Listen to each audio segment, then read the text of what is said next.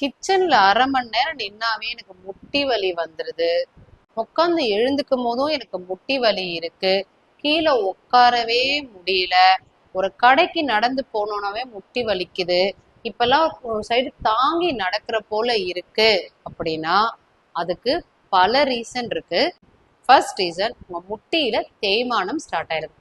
ரெண்டாவது, உங்க நீ ஜாயிண்ட்டை ஆப்ரேட் பண்ற அந்த மசில்ஸ் வீக்னஸ் கூட போயிருக்கலாம். மூணாவது, உங்க நீ ஜாயிண்ட்ல இருக்கிற இந்த சாஃப்ட் டிஷ்யூஸ், அதாவது ஜவ்வுகள்ல தேய்மானம் கூட ஏற்பட்டிருக்கலாம். ஸோ இதே போல எனக்கு கண்டினியூஸா நீ பெயின் இருக்கு அப்படின்னா கண்டிப்பா ஒரு பிசியோதெரபிஸ்ட்டை அப்ரோச் பண்ணுங்க. எஸ்பெஷலி 30 இயர்ஸ்ல இல்லை 40 இயர்ஸ்ல உங்களுக்கு நீ பெயின் ஸ்டார்ட் ஆகுதுன்னா கண்டிப்பா அதை அப்படியே இக்னோர் பண்ணாதீங்க. இம்மிடியட்டா ஒரு பிசியோதெரபிஸ்ட்டை அப்ரோச் பண்ணுங்க. அவங்க உங்களை ப்ராப்பரா அசஸ் பண்ணிட்டு அதுக்கான ப்ராப்பர் காஸை ஃபைண்ட் அவுட் பண்ணி அதை ப்ராப்பரா ட்ரீட் பண்ணாங்க அப்படின்னா நீ பெயினை கம்ப்ளீட்டா குணப்படுத்த முடியும். அது உங்களுக்கு ஃபியூச்சரை பெரிய ஹெல்ப்ஃபுல்லா இருக்கும்.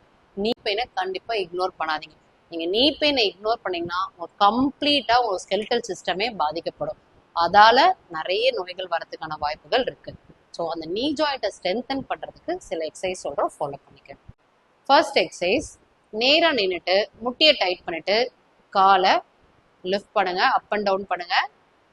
10 ரெப் 2 செட்ஸ் ரிப்பீட் பண்ணுங்க. செகண்ட் எக்ஸசைஸ், நல்ல முட்டியை டைட் பண்ணிட்டு காலை சைட் வேஸா லிஃப்ட் பண்ணுங்க. சைட்ல பெண்ட் பண்ணக்கூடாது, ஸ்ட்ரெயிட்டா தான் நிக்கணும். 10 ரெப் 2 செட்ஸ் ரிப்பீட் பண்ணுங்க.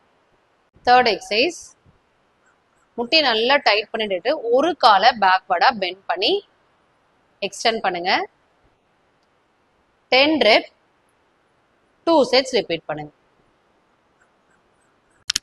ஃபோர்த் எக்ஸசைஸ், சிட் அப், ஒரு சேர்ல உட்கார்ந்து எழுந்துக்கங்க.